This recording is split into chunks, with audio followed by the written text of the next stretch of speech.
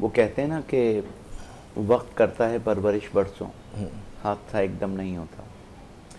दरअसल मैं सिर्फ चंद मिनट में आपकी बात का जवाब पूरा करूंगा। दरअसल बात यह है कि क़याम पाकिस्तान के बाद मेरा ताल्लुक़ चूँकि कराची से, इसलिए मैं कराची के हवाले से बात कर रहा हूँ। क़याम पाकिस्तान के बाद जो लोग माइग्रेट करके इंडिया से पाकिस्तान आए, उनमें अक्सरियत पढ़े लिखे लोगों की थी और पाकिस्तान को पढ़ाने लिखाने की ज़रूरत थी। डेफिनेटली उनके साथ जो उनके बच्चे आए थे उनको भी ज़रूरत थी। उन्होंने आकर इदारे कायम किए क्योंकि वो वहाँ भी इसी काम से मुंसलिक थे।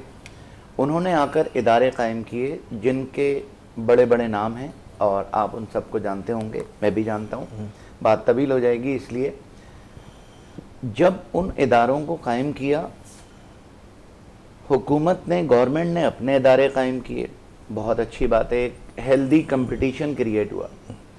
लेकिन बहुत जल्द वो कंपटीशन ख़त्म होने की तरफ आने लगा, तो अचानक से इन तमाम इदारों को गवर्नमेंट ने नेशनलाइज कर दिया। की बहुत बड़ी बात। जब गवर्नमेंट ने नेशनलाइज किया, नेशनलाइज पूरी दुनिया में इदारे होते हैं, गवर्नमेंट उनको चलाती है मगर उनकी विजिलेंस भी की जाती है।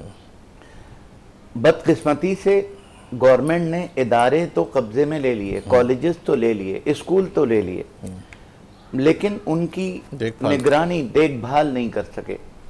तो जब देखभाल नहीं कर सके तो आहिस्ता आहिस्ता आहिस्ता उन इदारों से मुंसलिक जो लोग थे वो उनकी डेडिकेशन में आहिस्ता आहिस्ता कमी होती चली गई वक्त के साथ साथ। जैसे एक बाल्टी में पानी भरा हुआ और एक कतरा पानी का डाल दें तो आहिस्ता आहिस्ता आहिस्ता आहिस्ता डिफ्यूज़ हो जाता है। तो जब इदारों को अपने कब्ज़े में लिया गया तो वो जो प्राइवेट इदारों में पढ़ाते थे अब वो गवर्नमेंट के मुलाजिम बन गए। आहिस्ता आहिस्ता आहिस्ता आहिस्ता वो बात, सिलसिला ख़त्म हो गया। अब जब ख़त्म हो गया सिलसिला तो डेफिनेटली ज़रूरत ईजाद की माँ होती है। तो ज़रूरत पेश आने लगी कि जो गवर्नमेंट के इदारों में जो कमी आ रही है, डेफिनेटली जिन लोगों ने वो इदारे बनाए थे उनको बूढ़ा भी होना था, उनको रिटायर भी होना था, उनकी जगह नई जनरेशन को रिप्लेस भी करना था। नई जनरेशन में वो डेडिकेशन नहीं आई। तो आपने देखा कि 80s तक तो सिलसिला चला और 80s के बाद कराची में पहला कोचिंग सेंटर कायम हुआ, फिर उसके बाद एक और एक और एक और। अगर विजिलेंस सही होती, निगरानी अच्छी होती तो हमें ये प्राइवेट सेटअप करने की ज़रूरत ना पड़ती, किसी को भी ना पड़ती।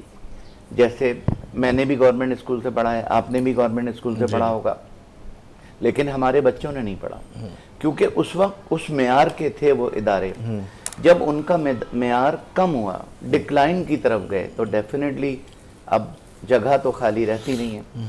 फिर वही वाली बात कि किसी भी लाइन को अगर बग़ैर टच करे हुए छोटा करना हो तो सिंपल सा तरीका है, उसके बराबर में एक बड़ी लाइन खींच दें। तो ऐसा ही हुआ, तालीम में भी ऐसा ही हुआ कि बड़ी लाइन खींची तो खुद ब खुद वो इदारे छोटे हो गए और प्राइवेट इंस्टीट्यूट पहले स्कूलों की हद तक, और अब तो वही हाल जो स्कूलों में है वही हाल कॉलेजेस में भी है, और सोने पे सुहागा अब वही मामलात यूनिवर्सिटी लेवल तक पहुंच गए। आप अगर देखें, इतने बड़े शहर जो 4 करोड़ आबादी का कहलाता है, एनएडी 1 है। इतने बड़े शहर में कम से कम एनएडी 10 होनी चाहिए थी। डाओ 1 है, जेएसएमयू 1 है। ऐसा लगता है जैसे एक इदारा बनाने के बाद फिर दोबारा जिंदगी भर इदारा बनेगा ही नहीं। कराया गया